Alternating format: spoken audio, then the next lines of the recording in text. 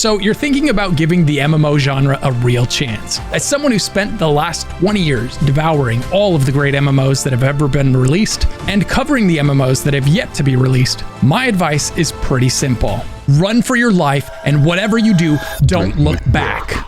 Sorry about that. So the way I'm going to put this list together is based on the following metrics. First of all, quality. To make it on this list, it has to be first and foremost one of the best MMOs, because there's a lot of garbage out there. I've seen those MMOs. I'll never be the same, but I can spare you that experience. Second, we've got affordability. How much do you have to spend to find out if you even like the genre? Games you can try for completely free, for example, are a huge plus for people who aren't even sure if they're going to be interested in the game. Third, difficulty.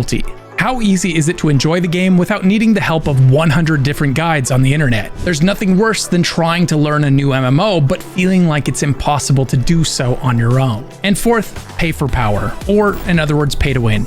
If the game has a direct and obnoxious path to pay for power, I'm not going to be recommending that as your first MMO experience. The only reason players boot up these casinos is because they've already burned out on all the good MMOs. You are in the envious position of being new to the genre, and you haven't burned out on all the good MMOs yet. So let's go ahead and take advantage of that when we put together this list.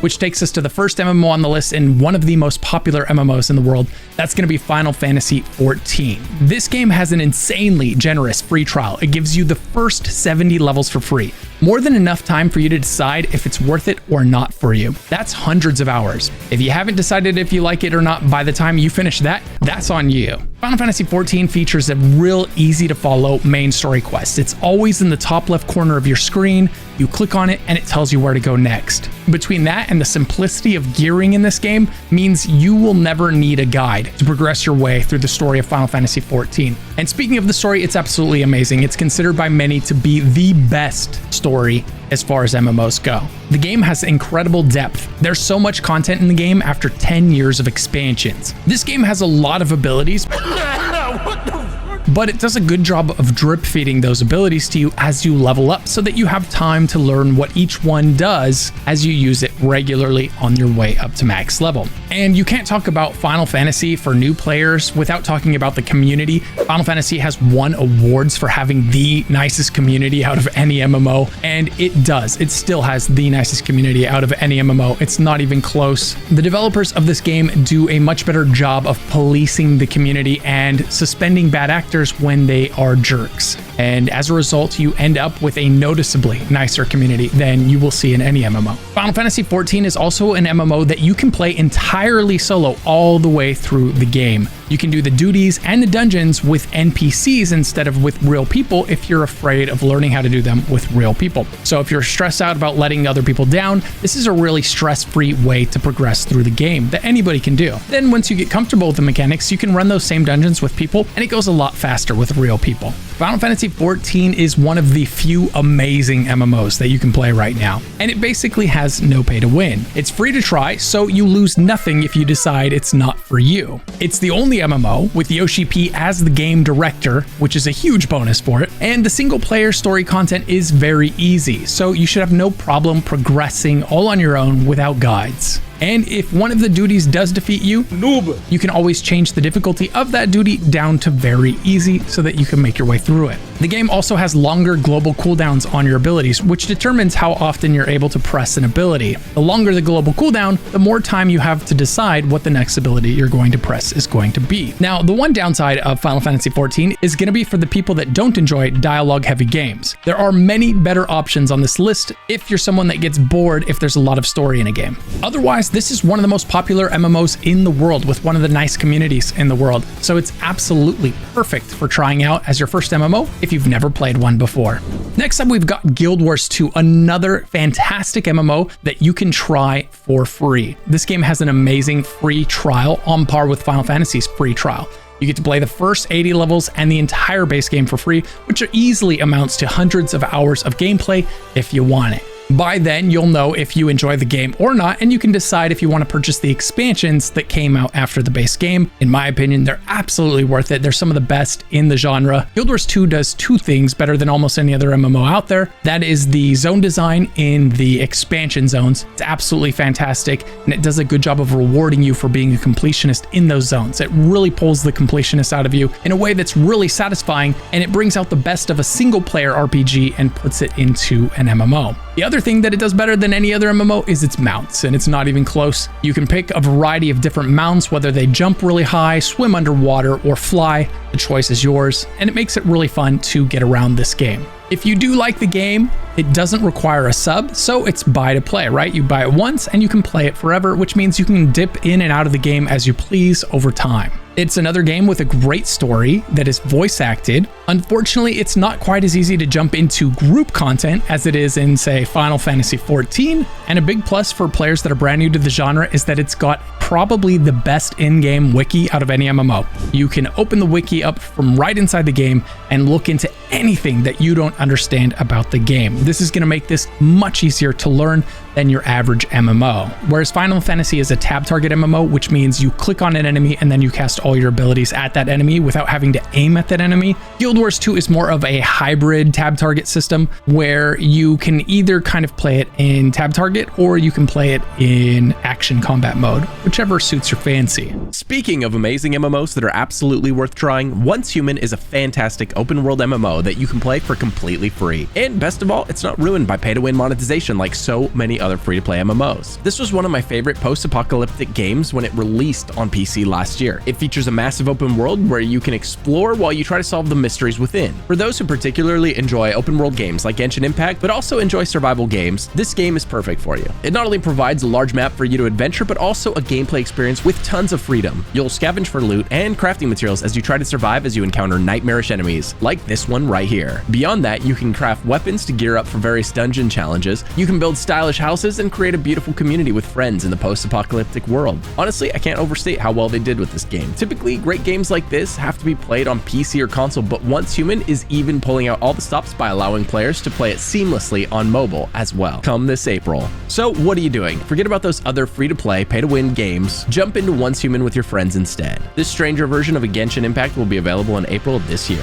Be sure to pre-register for the mobile version using the link down in the description to secure exclusive gold cosmetics and enter the lucky draw. Massive shout out to Once Human for sponsoring this channel. Now let's get back to the video. Next up, you can't talk about MMOs without talking about World of Warcraft. It is the most popular MMO in the world right now, after taking the lead back from Final Fantasy, who had it briefly when its last expansion came out. The good news is that World of Warcraft does have a free trial, although it's only 20 levels, which is only going to last you a few hours, maybe 3 or 4 if you stretch it out. So a lot less than the hundreds of hours that you can get out of a Final Fantasy or Guild Wars free trial. World of Warcraft treats new players very differently from the previous two MMOs. Basically, it doesn't really know what to do with new players, and it doesn't want to have new players.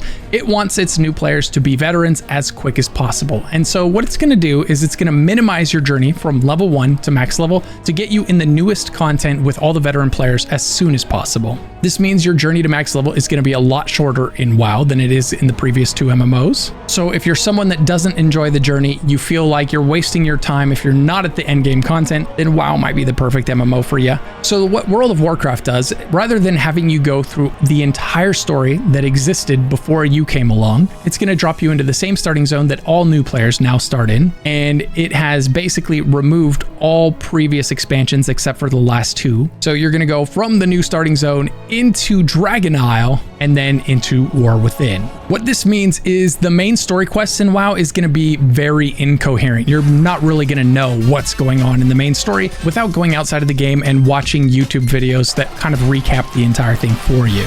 WoW kind of has a reputation for its veterans being hard on new players. In all of these MMOs, it's very useful to find a guild that welcomes new players, and they're definitely going to make learning how to play the game a lot more fun, especially when you can just type a question into your guild chat and get a quick answer from them anytime you're stuck. World of Warcraft makes it easy for new players to get into group content because you can use the raid finder to find a raid group, and you can use the group finder to find dungeon groups. WoW's mad dash to max level means that you're going to get less time with each ability that you unlock, so it's going to be a lot harder to learn how to play your class effectively in WoW on your way to max level than it is in the other two games. And WoW, for that reason, is going to be an MMO where it's much more likely that you're going to want to follow some kind of build guide once you get to max level, and possibly even before then, to make sure that your character is being played semi-effectively. However, if you are playing through the game as a new player, especially the solo content, it's very easy. The questing content is very easy.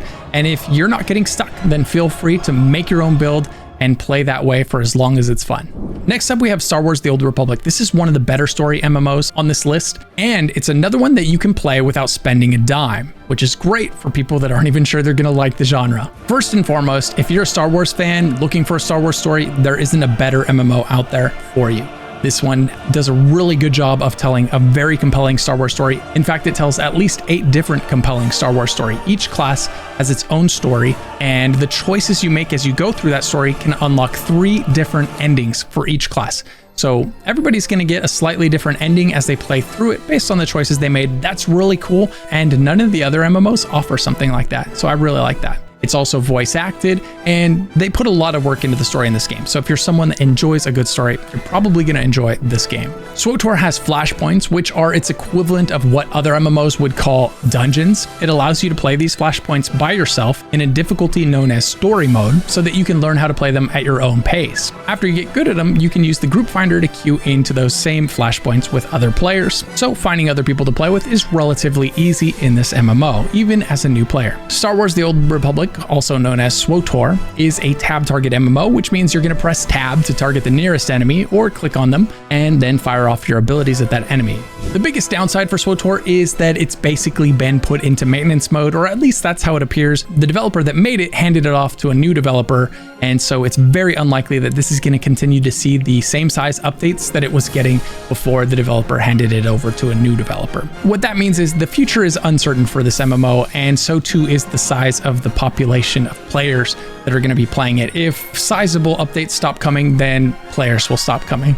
Next up, we have Elder Scrolls Online. This game does not have a free trial for you to play. You're going to have to spend about $20 US to get the base game, and then you can play that for hundreds or even thousands of hours and find out if you really enjoy it from there. More so than some of the other MMOs on this list, Elder Scrolls Online prioritizes the solo experience. It's got tons and tons of voice-acted quests, and they really did try to recreate a little bit of that Skyrim feeling in this game, that Skyrim RPG, where you can go anywhere, anytime, talk to any NPC, pick up quests, and just quest around that zone that you're in, and then you can head off to another zone if you want to and do random quests in that zone. It's very open-ended. You can go in any direction at any moment.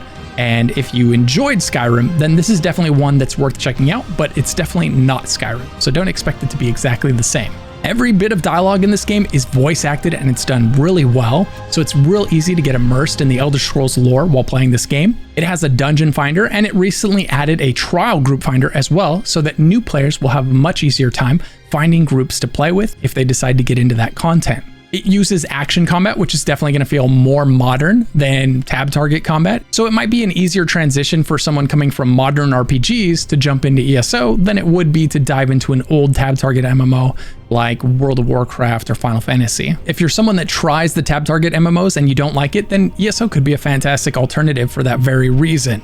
The overworld content, the questing content that we talked about, is really easy. In fact, I would say that it's too easy. And what this means is, while it's going to be way too easy for veteran MMO players, it's going to be perfect for players that have never picked up an MMO before, because you should have no problem getting through it. The game does have a subscription, but it's totally optional. So this one is potentially a buy-to-play MMO. And then if you want all the expansions and the DLCs, then you're probably going to have to pick up the subscription to enjoy all of those. So it's kind of a pay however much you want to pay type of MMO. It can be a really cheap MMO, or it can cost just as much as all the rest of them. And a heck of a lot more too if you get into the loot crates. Oh, I have a gambling problem. Next up, we have New World. This is another really low risk MMO for you to try out because it does not have a free trial, but it does have a buy to play model. So you buy it once and you have it forever. And if you like it, great, you can keep playing it forever without spending another dime. And if you don't like it, well, sucks for you. New World has recently revamped its new player experience, making it perfect for, you guessed it, new players. just like you. The breadcrumb trail that leads you through the game is a lot more thorough and thought out now than it was at launch, complete with voice-acted quests and a great story. And when it comes to the type of combat this game has, because that's make or break for a lot of players, New World falls into the action combat category, which means it's going to feel a lot more modern. It also has way fewer skills than World of Warcraft or Final Fantasy. Those two games, you'll find yourself juggling 15 to 25 abilities easily. What the f is this piece of shit? Whereas New World, you're going to have 3 abilities on your first weapon and 3 abilities on your second weapon. So a total of 6 abilities and then maybe an ultimate that you're having to manage while you play the game. Far, far fewer than a lot of the MMOs on this list, which makes it a lot easier to pick up and kind of learn the MMO essentials without all the bloat that comes with other MMOs. Which is another thing that's kind of worth touching on, which is that any knowledge you learn in one of these MMOs, a lot of that transfers to the next one you play. They all are the same genre, which means they all have a lot of overlapping mechanics and design features. So if you play one for a little while and you don't like it, and then you go to a new one, you're not totally starting over. A veteran MMO player can go from one MMO to the next very easily, and it's like riding a bicycle. You can jump on one bicycle, you can jump on another one. New World just launched a bunch of new servers, so if you started in this one now, you wouldn't be very far behind the other players that just started over in it. So that's one thing that's definitely worth considering. Speaking of a game with new servers, let's talk about Brighter Shores. This is a brand new MMO. And the main reason that I'm putting Brighter Shores on the list is because it's not easy as a player that's new to the genre to experience an MMO from the beginning with the rest of the community. There's just not a lot of MMOs that offer that because most of the MMOs on this list are 10, 20 years old, right? So nobody's doing the new content anymore, and you don't know what it's like to start from the beginning with everyone. Well, in Brighter Shores, you can get that experience because it just released. Brighter Shores is completely free to play, and it's easy to learn, and it's a very simple and point-and-click MMO. So that's definitely going to be something that some people love and some people hate. It does have a very old school feeling to it. And that's going to be the downside of this MMO, is that it's not exactly a modern game. So if it feels a little bit too old for you, totally understand. It's not going to be for everyone. Also, Brighter Shores is in early access, so it's brand new. Everyone's just starting, but the game isn't finished yet. So you're going to deal with some of that early access jank while you're playing it and a more limited amount of content that's available for you to enjoy. Now, we can't talk about Brighter Shores without talking about old school RuneScape, because Brighter Shores is basically based on old school RuneScape. It's a modern take on the old school RuneScape formula, and you can tell by looking at old school RuneScape that this game is old, really old. What you might not be able to tell by looking at old school RuneScape is that this is one of the most popular MMOs in the world. This is the MMO that you play on your second monitor. This is the MMO that you play if you're looking at something else while you play it, like if you're watching Netflix but you need something for your hands to do. This is why people call it a numbers go up game. Your ultimate goal is to level up your professions and skills by using them. So you will level up cooking by cooking. You'll level up fishing by fishing. You'll level up attacking by, you guessed it, attacking. Once again, you can start old school RuneScape and play through the entire base game for free. So you easily get to decide if you like it or not without spending a single dime, which makes it great for new players to the genre. And if you like it, you can choose to subscribe. Old school RuneScape has one of the cheaper subscription fees, and it's called a bond. Unlike some of the other games on this list, playing this game without using guides is quite difficult. The game doesn't hold your hand and it doesn't lead you through it. Instead, it lets you head off in any direction that you'd like and pick up quests from anyone that you want. This creates a unique form of freedom that you don't get in a lot of games these days, but it can also lead to new and experienced MMO players feeling quite lost upon logging in. I would even go as far as saying that veteran MMOs are at the biggest disadvantage when playing this game, because they are used to logging in and looking for yellow exclamation marks on the map and then running straight to them without really paying attention to the quest dialogue or anything else. In old school RuneScape, you'll need to read the quest dialogue carefully and then figure out its puzzles by using the directions and the clues you collect along the way. Old school RuneScape is a slower, more methodical, and relaxing MMO. And it's definitely old school. So if looking at it doesn't hurt your eyes, it's definitely one that's worth trying out. So there are my top 8 MMOs for players that are new to the MMO genre. Which one is your favorite? And do you think I should have added one that wasn't on this list? Let me know, and if you make a compelling argument, maybe I'll add it to the list next time. If you enjoyed this video, be sure to like and subscribe for more quality gaming content. Thanks so much for watching, and shout out to my channel members for supporting the channel. If you want to become a channel member for behind the scenes footage and access to a private Discord channel where you can ask me anything about any game and more, hit the join button below. And don't forget to check out today's sponsor, Once Human. You can play it on Steam right now and then experience the mobile version in April. Click the link in the description. If you're not sure what to do next, check out one of these videos popping up on screen right now. Hope to see you in the next one.